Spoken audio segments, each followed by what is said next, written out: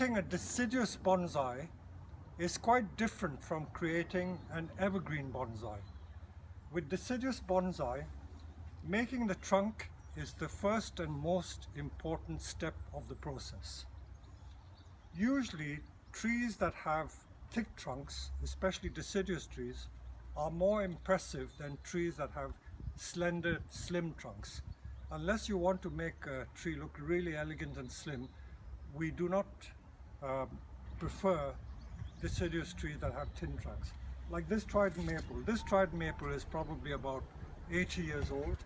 It was imported from Japan as a stump with no branches back in 1993, and all the branches and the complete apex from here to there has been grown over the last 25 years. This is another example of a trident that was grown from really a cutting about 35 years ago, and then it was grown in the field and then dug up and then progressively reduced in height, and the superstructure has been created. That is another maple. That's a mountain maple, Acer palmatum, produced from a field-grown tree, and it's been successively pruned over the years to create the branches. This is the rough bark maple, also referred to as the Arakawa. That's the Japanese botanical name, Acer palmatum Arakawa. It's got the rough bark, but as you can see again, it's got a thick trunk. The trunk is at least 6 to 8 inches at the base, and the nebari is at least 10 to 12 inches. But the way it's been made, it's a large tree that has been cut down progressively. The first cut made there, second cut there, and then I've been cutting it ever since, every time the new leader grows. And this is how we produce these maples.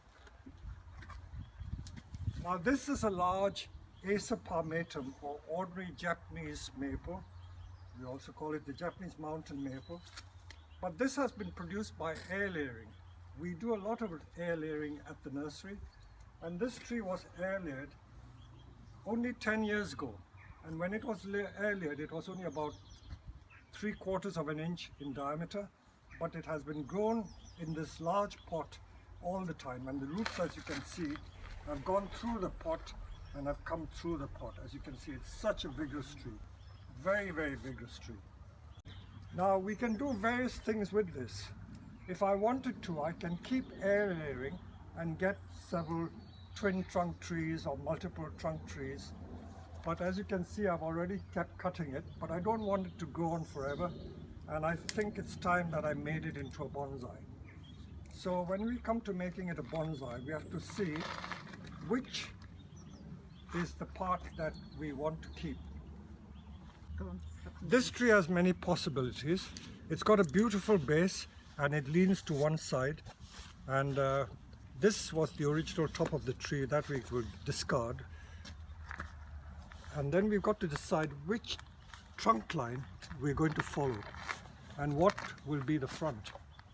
We turn it around and see whether it's better this side or that side.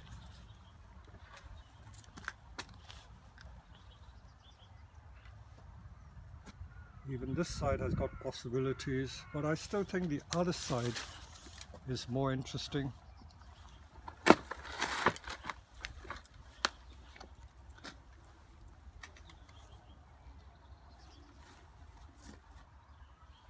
Right, if we look at this tree closely, I think this is going to be the leader, because this is the most obvious leader. All the other thick branches, unfortunately, will be discarded.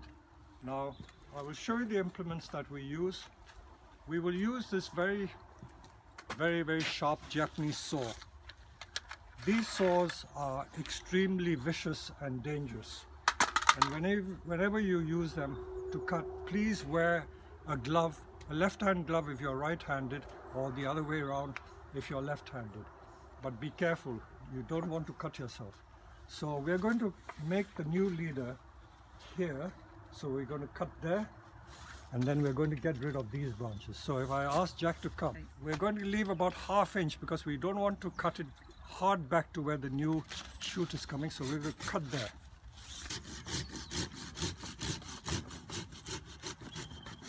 Then these shorter branches, I will just cut it with the loppers for now, so it makes it easier to use the saw.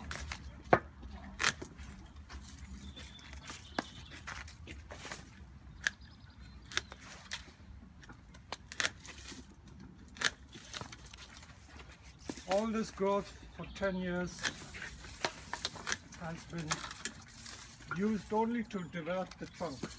Once the job is done, we don't need the trunk, we will just cut it off. So we said that we're going to keep this as the leader, so we're going to get rid of this as well. So if Jack can make a cut it from the bottom first and then try and cut. So we're going to cut all this off.